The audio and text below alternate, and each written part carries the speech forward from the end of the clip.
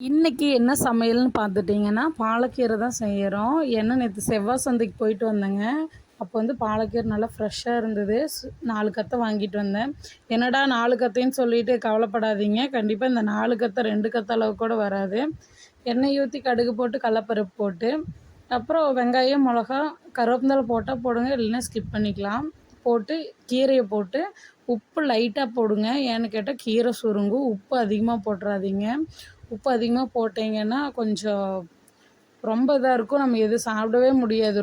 உப்பு என்னடா நிறையா இருக்குன்னு சொல்லிட்டு நீங்கள் உப்பு அதிகமாக போட்டிங்கன்னா சாப்பிடவே முடியாது. தேங்காய் பூ போட்டு கடைசியில் இறக்கிடணுங்க. அவ்வளோதாங்க பாலக்கீரை. ஆனால் செம்ம டேஸ்ட்டாக இருக்கும்.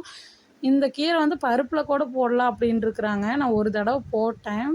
நல்லா தான் இருந்துச்சுங்க. ஆனால் வறுத்த அளவு டேஸ்ட் இல்லைங்க. வறுக்கிற அளவு டேஸ்ட் இல்லை. கண்டிப்பாக உங்கள் குழந்தைக்கு 2 வயசு ஆயிடுச்சா, 2 1/2 வயசு ஆயிடுச்சா, கீரையெல்லாம் வாரம் வாரம் கொடுங்க. அதுவும் பாலக்கீரை, இருக்கிற கீரை எல்லா கீரையிலையும் விட பாலக்கீரை, அப்புறம் முருங்கைக்கீரை இதில் தான் வந்து சத்து அதிகம்னு சொல்கிறாங்க. எப்படியோ ஒன்று கொடுத்துருங்க. குழந்தைங்க வந்து வேண்டாம் வேண்டான்னு தான் சொல்லும். நம்ம ஏதோ ஒன்று காட்டியாவது கொடுத்துர்ணும். அதே மாதிரி தான் என் பொண்ணுக்கும் 2 வயசு 6 மாதம் ஆச்சு. நான் வந்துட்டு எல்லாமே தான் கொடுத்துட்ருக்கேங்க. எதுவுமே ப்ராப்ளமே கிடையாது.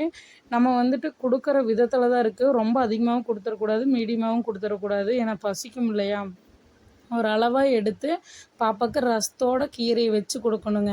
தயிரோட பருப்பு வச்சு கொடுக்கணும். அதெல்லாம் ஒரு விதமான டேஸ்ட் நல்லாயிருக்கும். அந்த மாதிரி கொடுத்தோம்னா தான் எல்லாமே சாப்பிட்டு பழகும்னு எங்கள் அத்தை சொல்லியிருக்காங்க.